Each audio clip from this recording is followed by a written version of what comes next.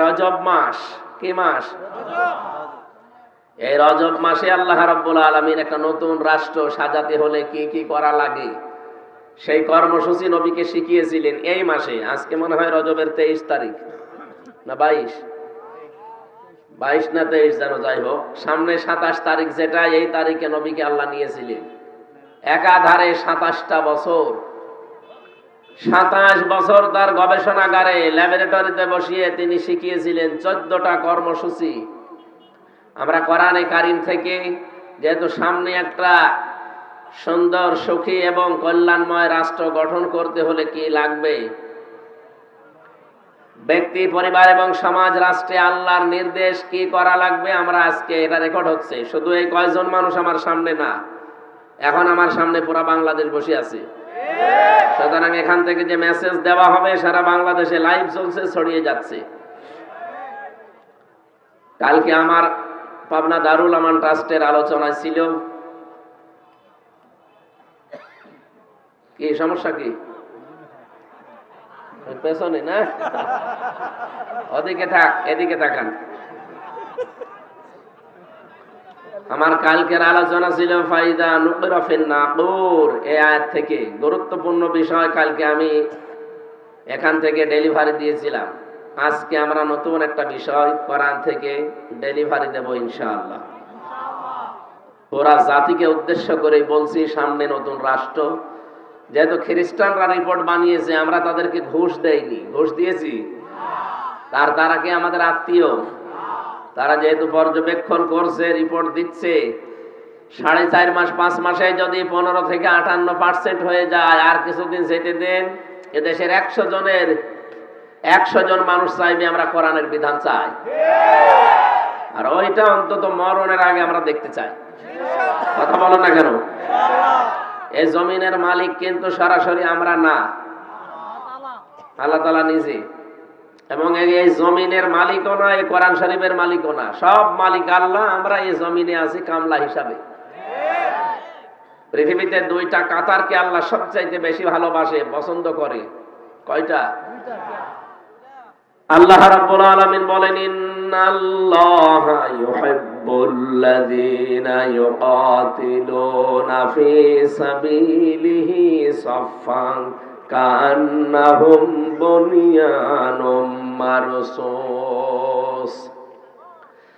সূরা সফের 4 নম্বর আয়াতে আল্লাহ জানিয়েছেন, অবশ্যই আমি আল্লাহ ভালোবাসি তাদেরকে যারা সীসা গলা প্রাচীরের মতো ঐক্যবদ্ধ হয়ে, কাতারবদ্ধ হয়ে আল্লাহর জমিনে আল্লাহর দ্বীনকে কায়েমের জন্য চেষ্টা চালায়। এখন দল মত নির্বিশেষে এইটাই এখন আমাদের টার্গেট। এই জন্য আমরা এটা দেখতেও পাচ্ছি, সামনে সব এখন এক হয়ে যাচ্ছে। এই জন্যই কিছু জালেম পালিয়েছে, কিছু মুনাফিক আছে, আর রামবাম কিছু আছে, এদের মাথা এখন খারাপ হয়ে গেছে। ওরা এখন ফতোয়া দেয় যে আজহারের মাহফিলে এত মানুষ হবে কোন কারণে? আরে ভাই, আপনি ডাক দিলে তো হয় না, আপনি ডাক দিলে তো কুকুরও আসে না।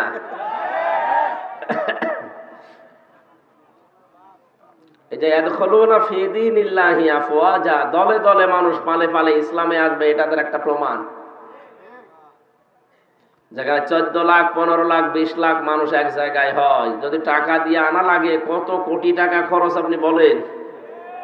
ও আজহারের বাবা মা ও 14 বংশ বিক্রি করলেও তো একটা অনুষ্ঠান হবে না। যে 3টা 4টা অনুষ্ঠান বাংলাদেশে করা হয়েছে, 4টাতেই রেকর্ড হয়ে গেছে। আল্লামা সাঈদী রহমতুল্লাহ আলাইহি ওই সময় যখন কথা বলতেন, তখন তো এরকম মিডিয়া ছিল না।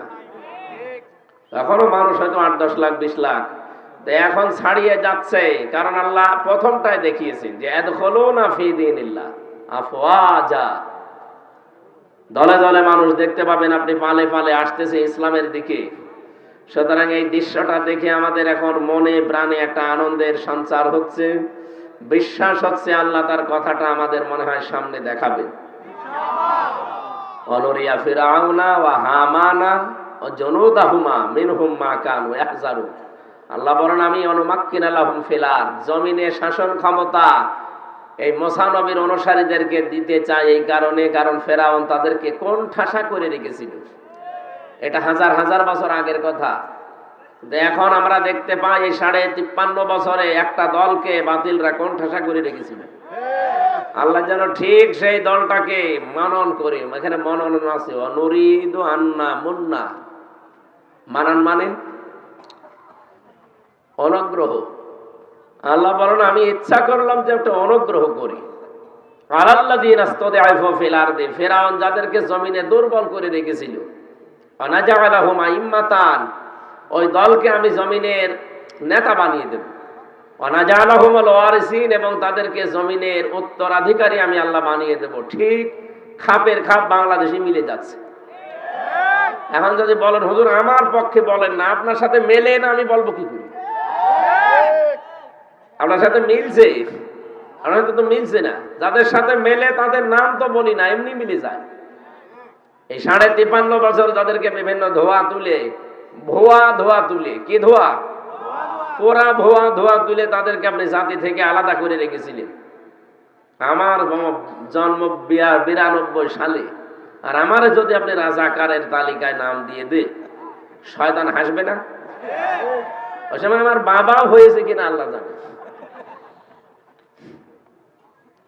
এরপরে হচ্ছে তালিকা বানিয়েছিলেন, ও তালিকা কি গাঁজা খেয়ে বানিয়েছিলেন? জামাত শিবিরের নাম মাত্র 37 জন, তারপরেও 11 জন মরে গেছে। তারপরেও 11 জন মরে গেছে, কয়েকজন ছেলে আছে, আর বাকি থাকে কয়জন? আর যারা তালিকা বানিয়েছে তারা 1060 জন।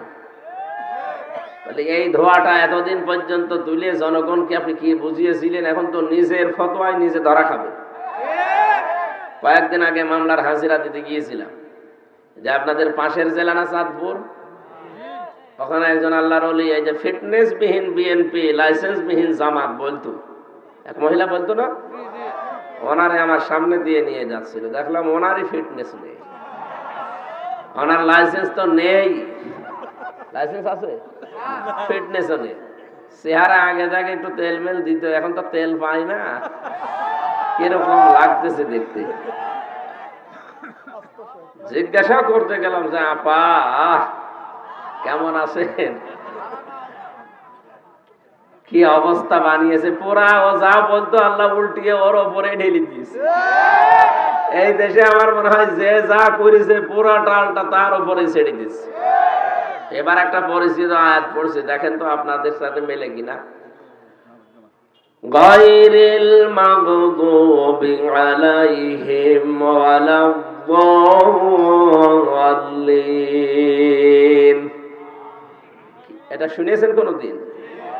প্রতিদিন অন্তত যদি ফরজ নামাজও পড়ে কেউ 17 বার করে পড়া লাগে। এটা কতবার? 1 মিনিট বাতাস দেন তো ভাই, কেউ 1 মিনিট দেবেন। এই জায়গায় একটু ঘেমে গেলে তো আবার এমনি জ্বর, তো 3 দিন প্রায় হয়ে গেল জ্বরে পড়ে আছে। কি সমস্যা? কি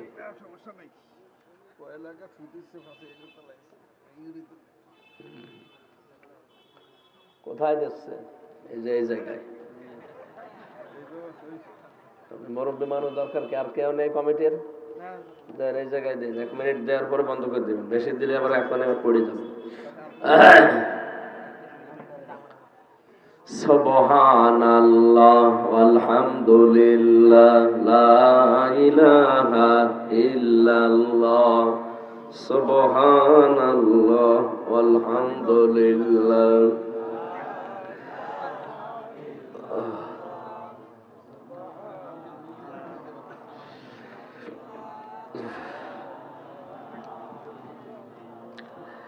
লা ইলাহা ইল্লাল্লাহ মুহাম্মাদুর রাসূলুল্লাহ।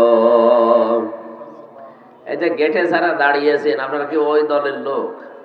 কি কোন কারণে ওখানে দাঁড়িয়ে আছেন বলেন তো? আপনার কি বিবেক আছে না? কত মানুষ বসে আছে দেখতে পাচ্ছেন না? এতে সুন্দর করে জায়গাগুলো বসা যায় না? এই এখানে দাঁড়িয়ে আছেন কোন কারণে? বসেন। আর এই স্বেচ্ছা যাবো কি করেন? কি গেট থেকে সব বের করে দেন, কাউকে দাঁড়াতে দেবেন না ওখানে, সব বলে দেন যে বসেন।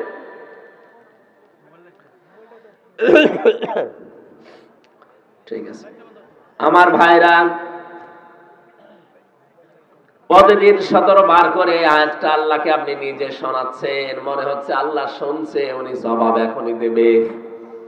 আপনি নিজে বলেন রব্বুল আলামিন তাদের পথে আমাদেরকে চালাবে না যারা মাগদুব, যারা দলিল, যারা অভিশপ্ত এবং পথভ্রষ্ট। যদিও এই দুইটা শব্দ দিয়ে আমরা ইহুদি আর খ্রিস্টানদেরকে মেন করে থাকি, কেন তাদেরকে এই বরদোয়া দেওয়া হয় বলেন তো? তাদের ইনজিলে তাওরাতে আমাদের নবী মুহাম্মদ রাসূলুল্লাহর পরিচয় 1000 বারের উপরে পেয়েছে। তাদের প্রত্যেকটা নবী আমাদের নবীর সংবাদ দিয়ে গেছে, ইয়াতি মিন বাদি ইসমুহু আহমদ। প্রতিটি নবী এসে বলেছে আমার পর একজন নবী আসবে, তার নাম আহমদ। তার নাম কি? তার যে যে পরিচয় হবে সব তাদের তাওরাতে ইনজিলে লেখা ছিল। এটা জানার পরেও ইহুদি আর খ্রিস্টান যারা সত্যটাকে সত্য জানার পরও তারা মানে নাই, হয় হিংসা করে অথবা অহংকার করে। এখান থেকে মুফাসসিরিন ইকরাম মাসলা বের করেছেন, আপনি হাক্কানি তাফসিরে পাবেন। যারা সত্যকে সত্য জানার পরেও মেনে নিতে চায় না, হয় হিংসা করে অথবা অহংকার করে, তারাও এক প্রকার ইহুদি অথবা খ্রিস্টান। ওদের উপরে যেমন আল্লাহর লানত, ওরা পথভ্রষ্ট।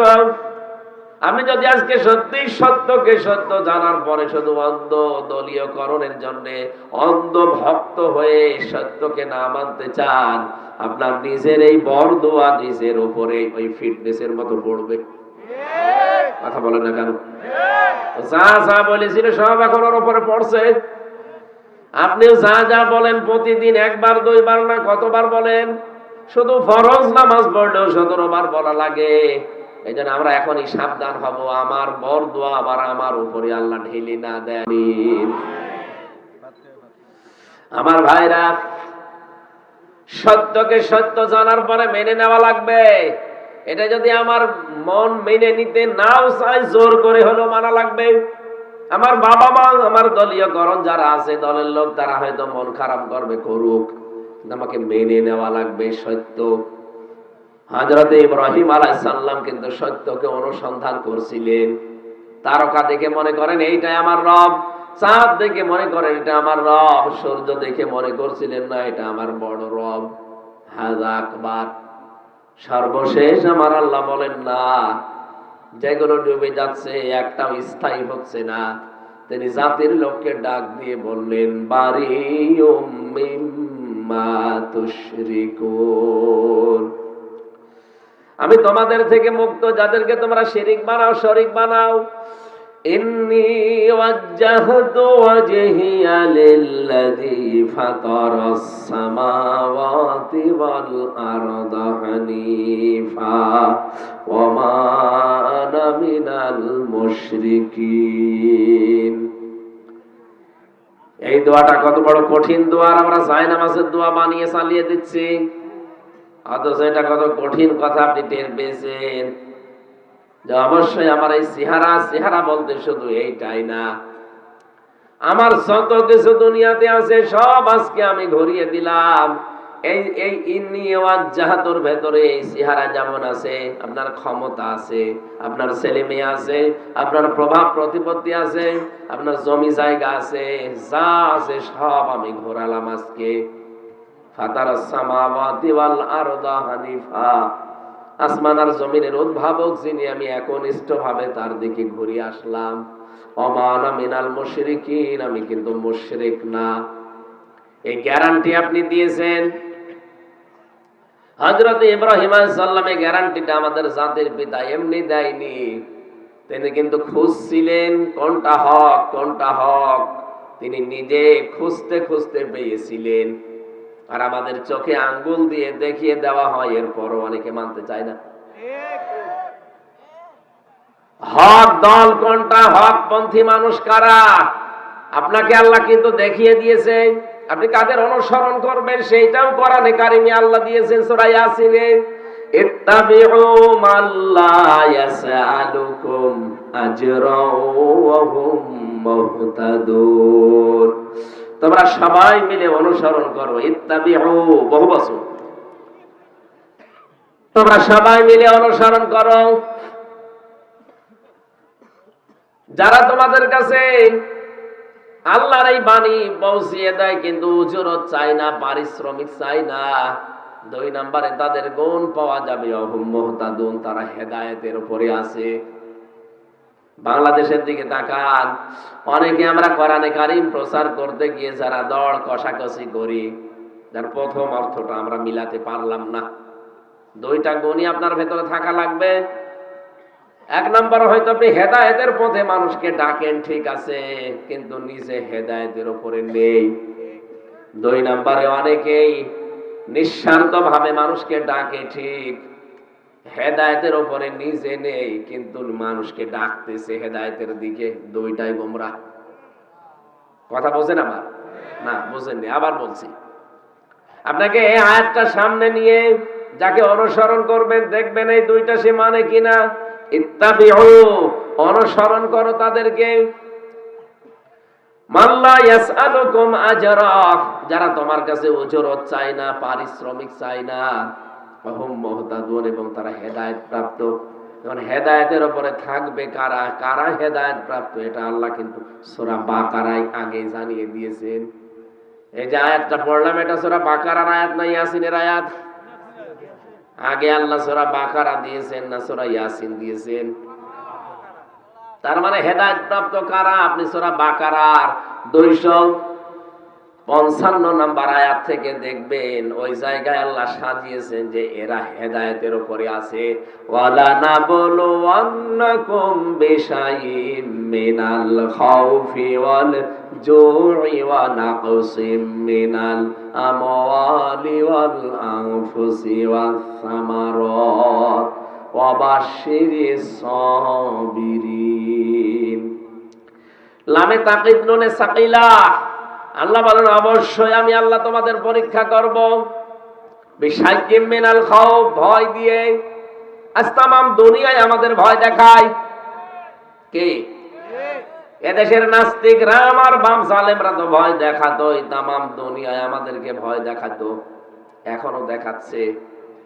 যাদেরকে তামাম দুনিয়া ভয় দেখাবে, কখনো ক্ষুধা দিয়ে আমি আল্লাহ তোমাদের পরীক্ষা করব, ভয় দিয়ে, ক্ষুধা দিয়ে, শস্য ক্ষেত দিয়ে, এবং সন্তানাদির ক্ষতি দিয়ে। এরপরও যদি কোনো মানুষ টিকে থাকতে পারে, ওয়াবাশশিরিস সাবিরিন, আল্লাহ বলেন ধৈর্যশীলেরা, এদেরকে সংবাদ দেন, সুসংবাদ।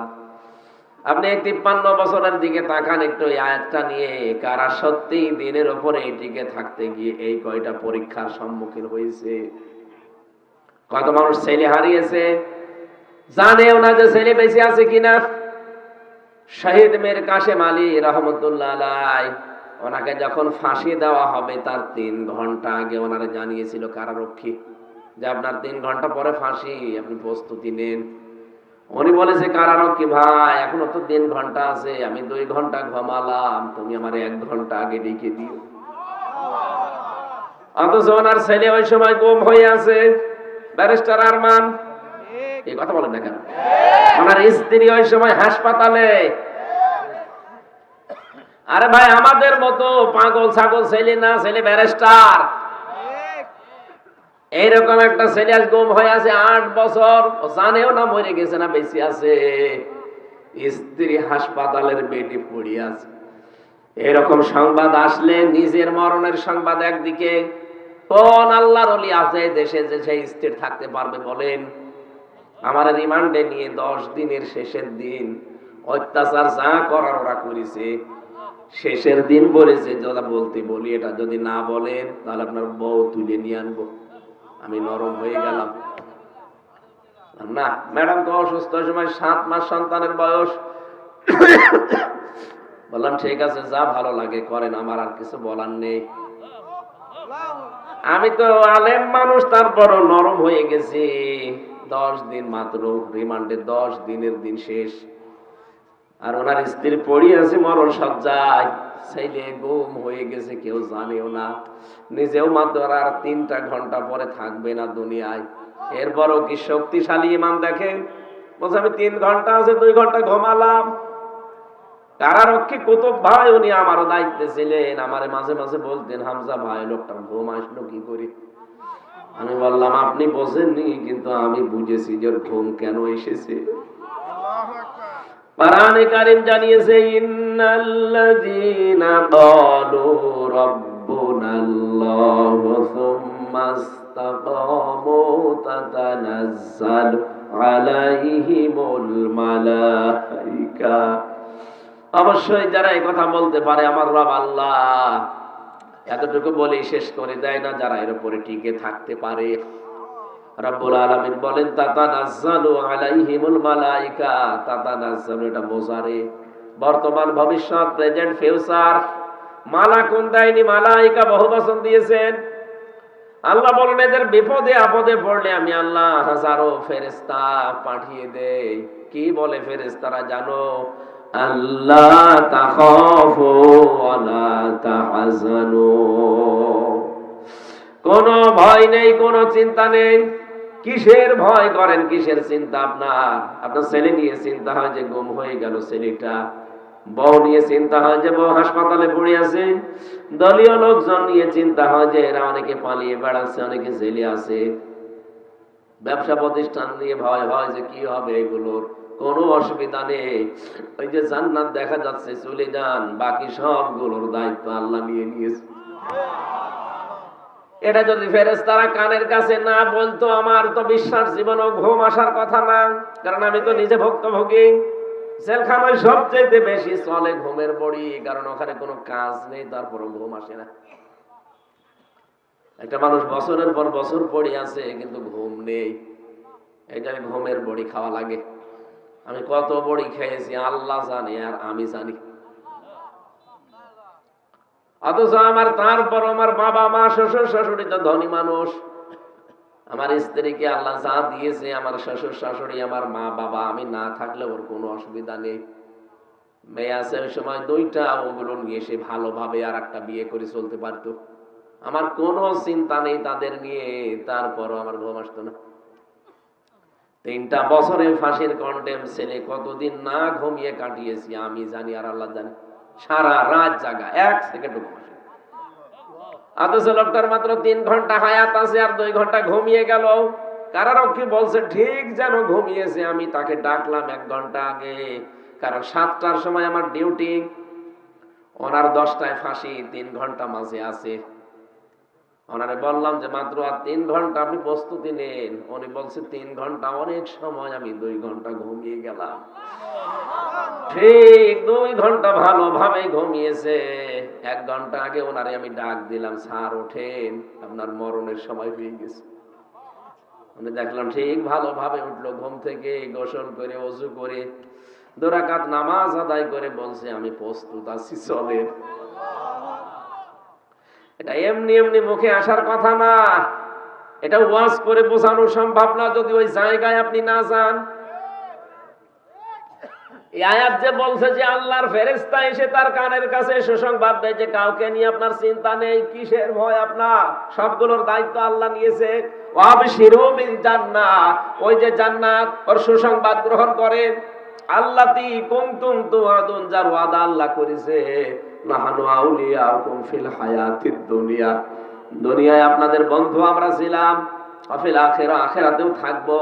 ওয়ালাকুম ফিহা মা তাশতাহি আনফুসুকুম ওয়ালাকুম ফিহা মা তাদউন। এমন জান্নাতে প্রবেশ করাবো যেখানে চাওয়ার আগে জিনিস পাওয়া যায়। পৃথিবীতে এমন কোন বাগান আছে যে বাগানে প্রবেশ করলে চাবেন তার আগেই পাওয়া যাবে? না, নেই। চাবেন এরপরও দেরি হবে। আল্লাহ বলেন জান্নাত এমন ভাবে আমি বানিয়েছি আমার মুমিন বান্দা বান্দীদের জন্য যে চাওয়ার আগেই পাওয়া যাবে। আপনি চাবেন, মনের ভেতরে শুধু কামনা আসবে, সঙ্গে সঙ্গে সামনে চলে আসবে। কেন এটা জানো?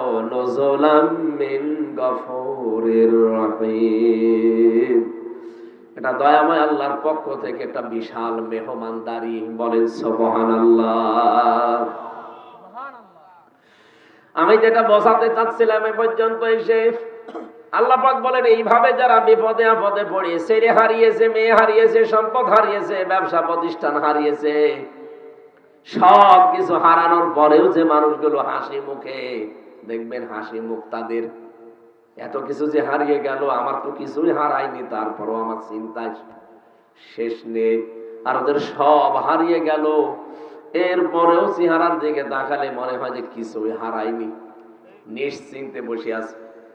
আজকে আমি ইন্টারনেটে কাদের মোল্লা সাহেবের একটা চিঠি পড়ছিলাম। উনি যেই দিন ফাঁসি হবে সেই দিন ওনার সকালবেলা স্ত্রী দেখতে গেছে, বিকালবেলা। বিকালে ওনার স্ত্রীর নাম, ডাক নাম ছিল পিয়ারি। যে দেখে জেলখানার ওই কন্ডেম সেলের ভেতরে ঠিক উনি চা খাচ্ছে বসে। কি গো, তুমি এখন চা খাও? মাগরিবের নামাজ কিছুক্ষণ আগে পড়লাম, আমি আজকে রোজা ছিলাম, রোজা রাখা অবস্থায় আমি ইফতার করে খাবার খেয়ে এখন চা খাচ্ছি, শুনলাম নাকি রাত 10টায়। বলেন তো, নিজের স্ত্রীর সামনে রাত 10টায় মনে হচ্ছে শ্বশুর বাড়ি যাবে। আপনি যে বলেন মানুষের আকীদা ঠিক নেই, আপনার কি আকীদা আছে আপনি বলেন? এর চাইতে কি আকীদা দেখবেন আপনি? এই জায়গায় দড়ি যখন আসে আপনার আকীদা কোথায় থাকে?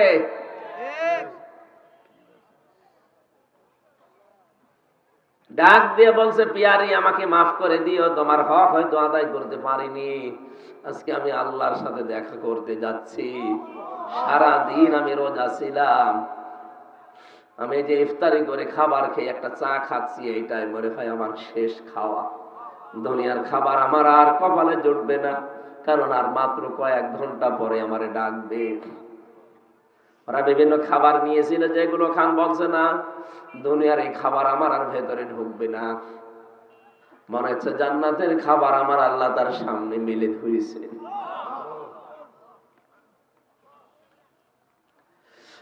কুমিল্লাবাসী, আল্লাহ রাব্বুল আলামিন এমনি কাউকে শাহাদাতের মরণ দেয় না। وَلِيَعْلَمَ اللَّهُ الَّذِينَ آمَنُوا وَيَتَّخِذَ مِنكُمْ شُهَدَاءَ।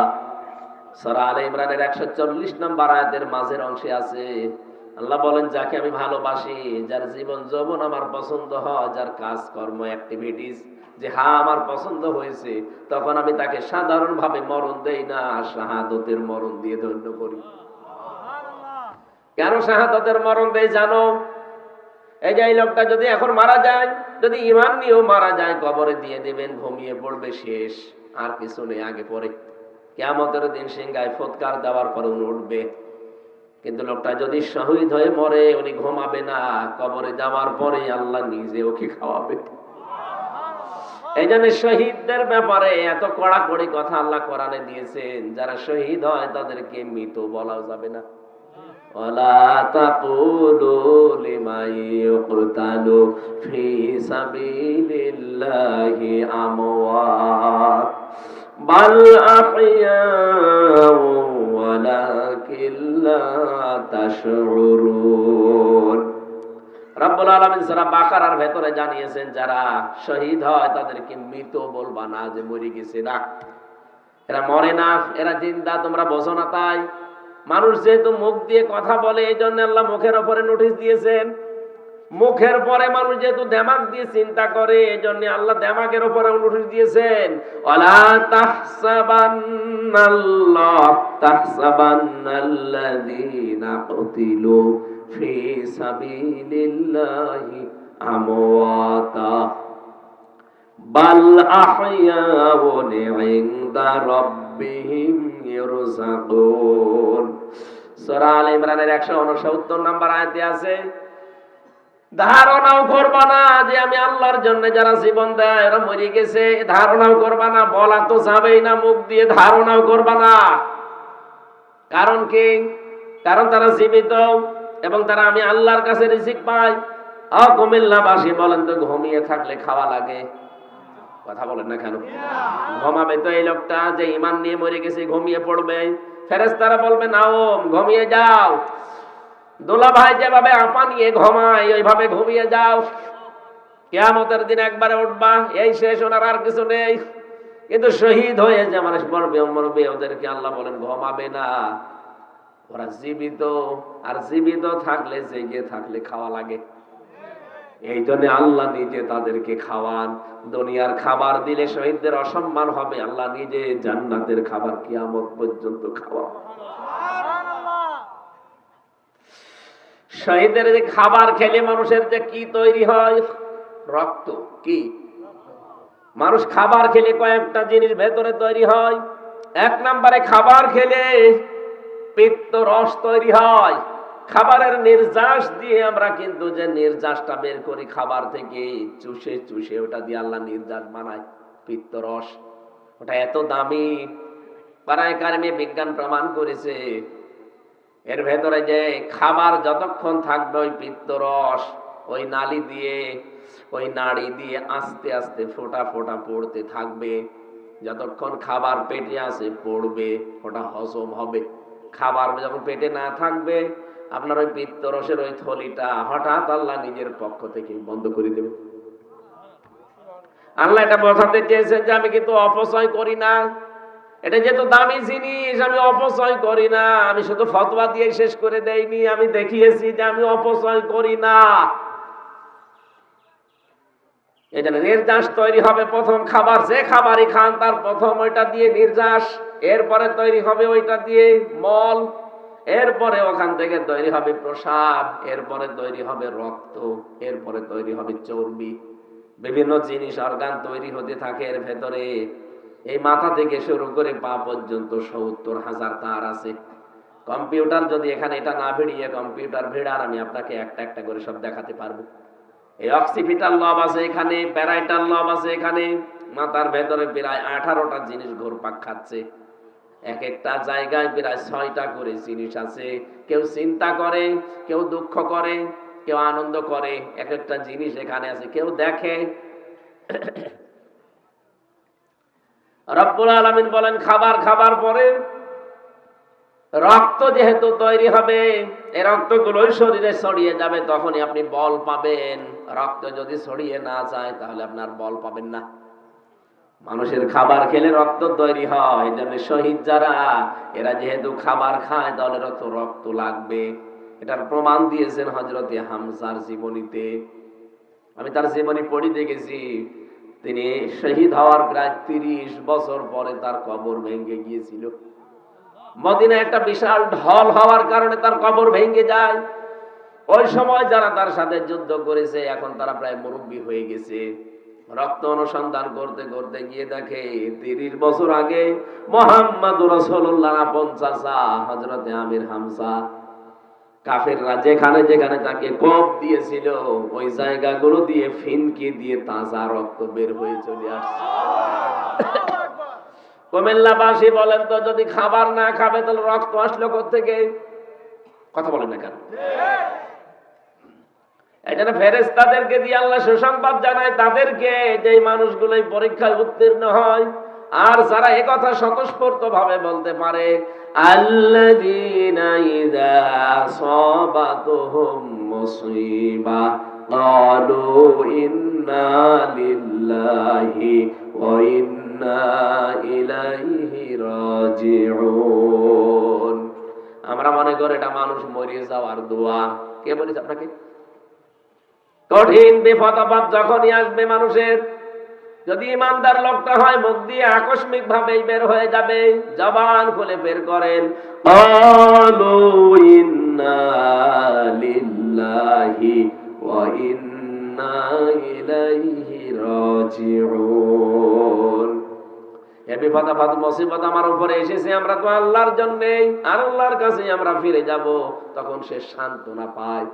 আরে ভাই, বিপদে আপদে কঠিন মুসিবতে যদি কোনো একটা অবলম্বন আপনি পান, দেখবেন একটা আলাদা অনির্বচন সুখ পাওয়া যায়।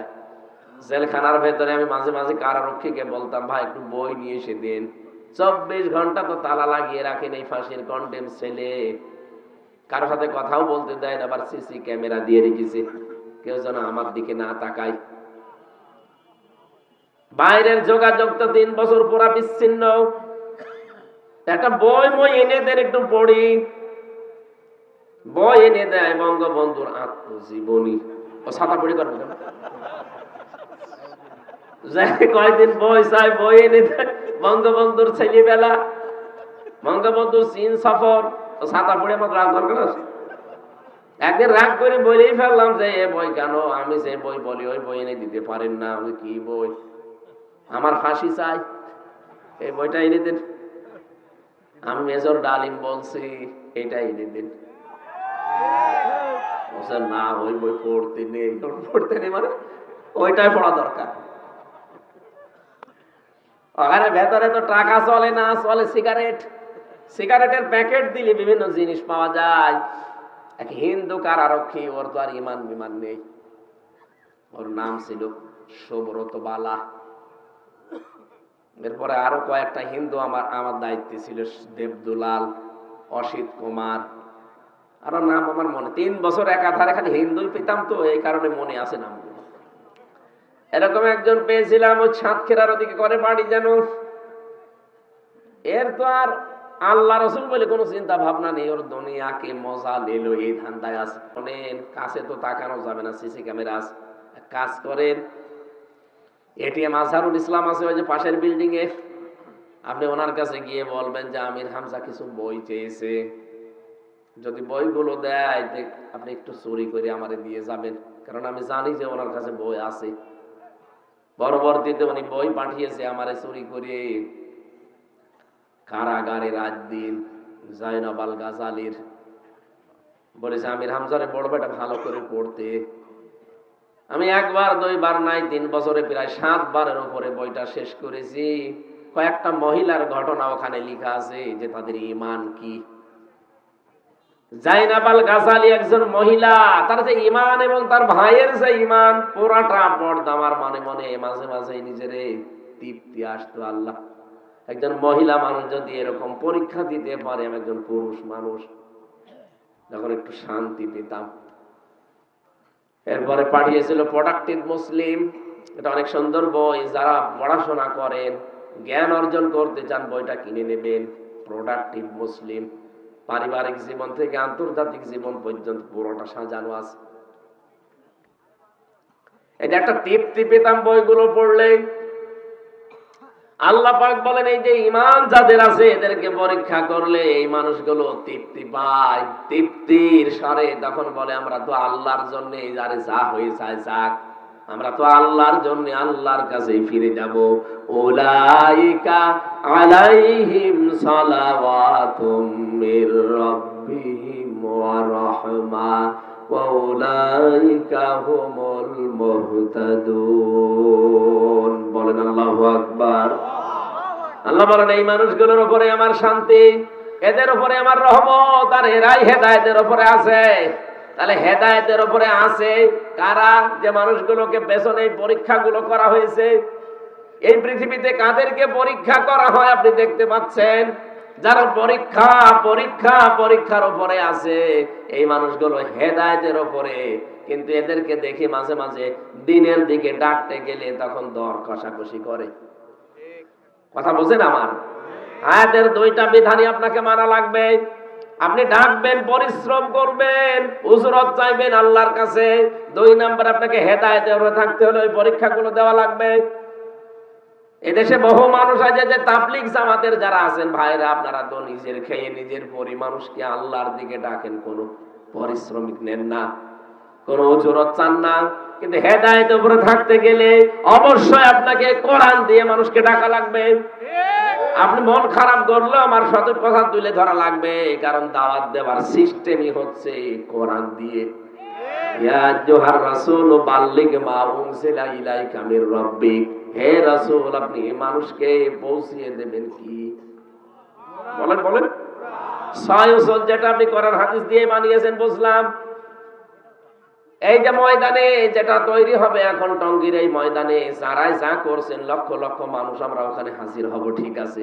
কেন এই ঘোষণা দেওয়া যায় না যে শুধু সহিহের উপরে বয়ান হবে না, পুরা কোরআনের উপরে বয়ান করবে? এখানে যে আলেম এখানে যাবে, যে আয়াত চায় ওই আয়াত তাকে দিয়ে দেন, ওই আয়াতের উপর স্টাডি করে গবেষণা করে সে আলোচনা করবে। কেন এই কথা বলা হয় না খালি সহিহের উপরে? কেন? এটা মুসলমানদেরকে ধরা সাপ বানানোর একটা কায়দা।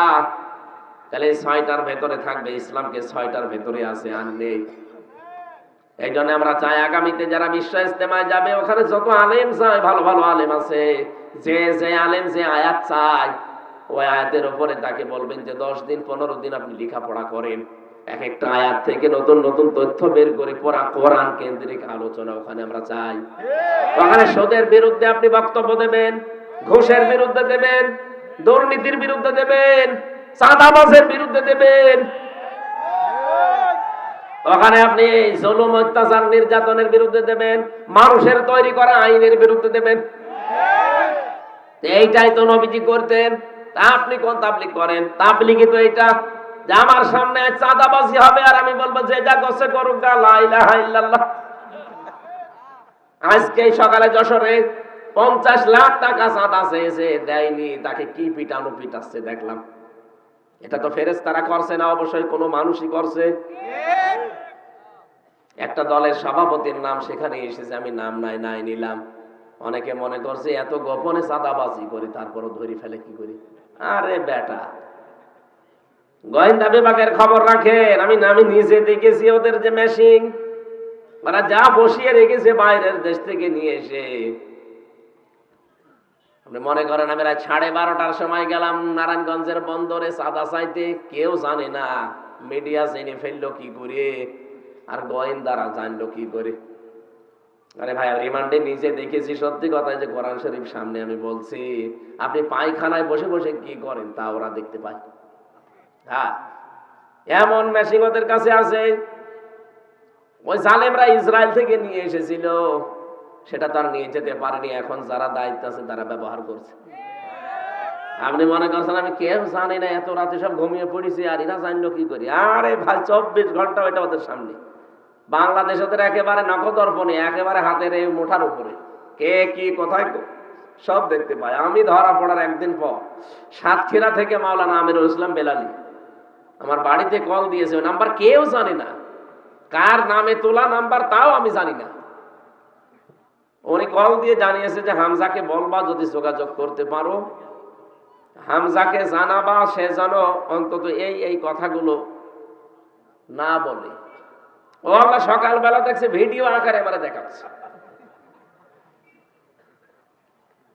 আর আপনি বলছেন আমি রাত 12:30টায় গেলাম চাঁদা চাইতে, কেউ তো জানে না। কেউ জানে না কে বলিস আপনাকে? আমি গোয়েন্দাদের সাথে কথা বলি মাঝে মাঝে, ওরা বলছে হুজুর দেশটা আমরা পর্যবেক্ষণে রেখেছি, শুধু দেখছি যে কে কি করে। তারেক জিয়া এমনি রেগে যাচ্ছে, উনি টের পাচ্ছে। উনি যে বলছে না, কালকেও বক্তব্য দিয়েছে তারেক জিয়া যে আপনারা থামেন, ক্ষমতায় কি আমরা চলে এসেছি, এখনই আপনি আরম্ভ করেছেন, থামেন না কেন? এখনো দেশটা জনগণের হাতে, ওরা কিন্তু সব দেখতেছে কে কি করে। আপনি একটু জরিপ চালান। কালকে একজন মহিলার জরিপ দেখলাম, তার কাছে সাংবাদিক জিজ্ঞাসা করছে আপনি কাকে চান? বলছে আমরা যাই চাই, চাঁদাবাজকে চাই না। অলরেডি আপনি বদনাম করে ফেলেছেন নিজের। আর আপনি বলেন না বাবা শাহজালাল, মদের কাছে কুত্তা বিড়াল সব হালাল।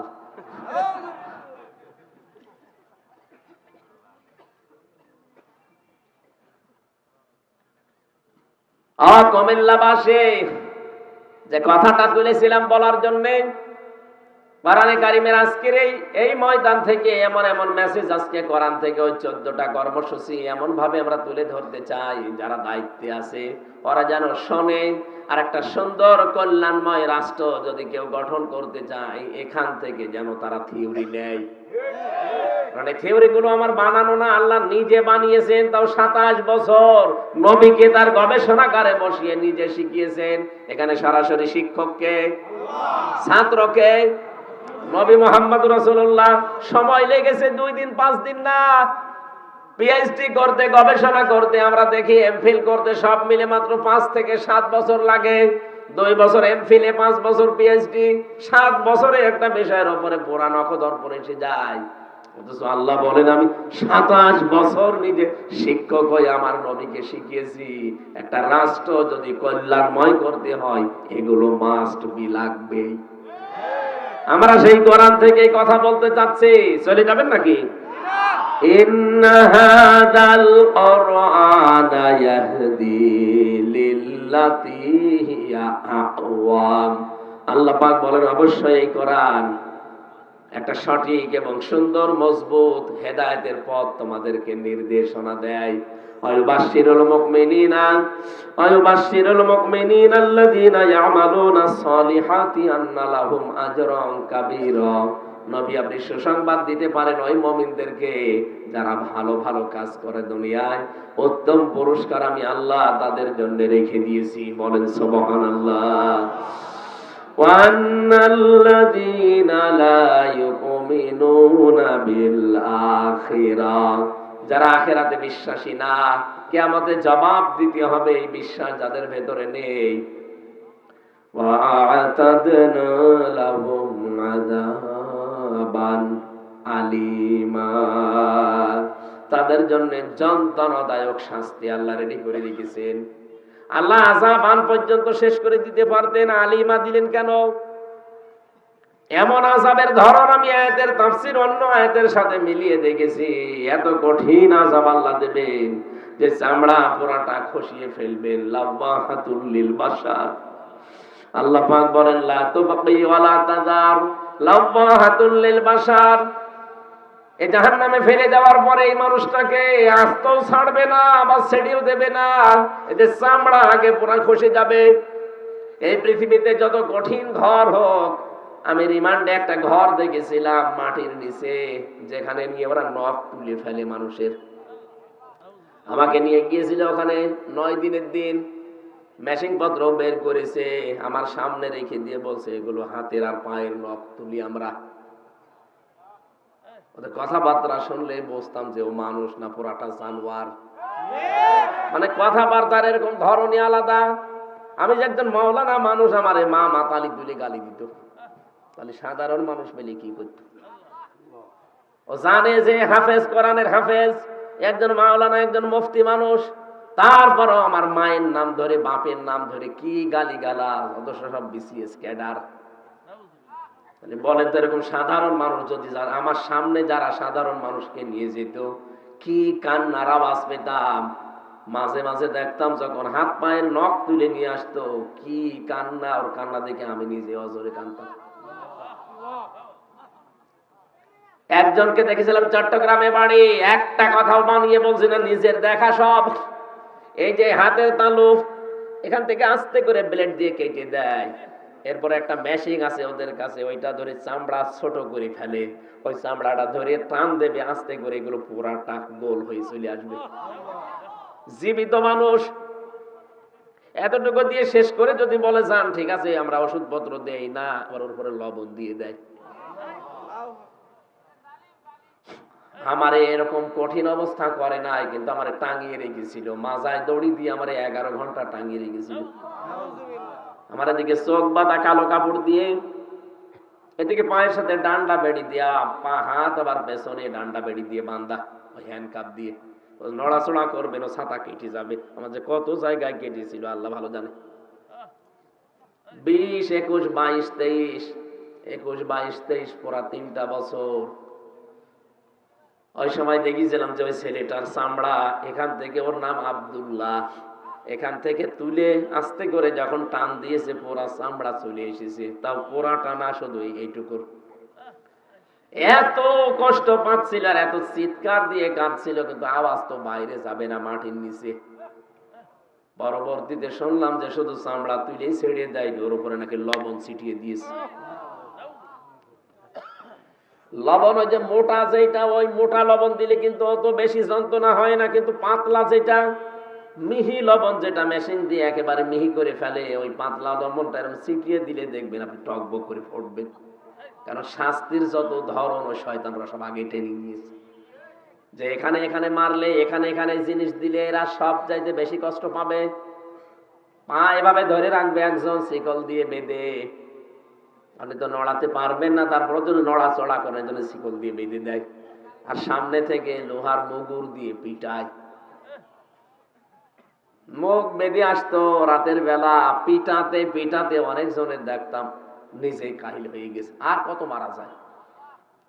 আপনি আধা ঘন্টা একাধারে পিঠে এই পায়ের নিচে পিটান, দেখবেন কিছুক্ষণ পরে আপনার চোখ নষ্ট হয়ে গেছে, চোখে দেখতে পাবেন না।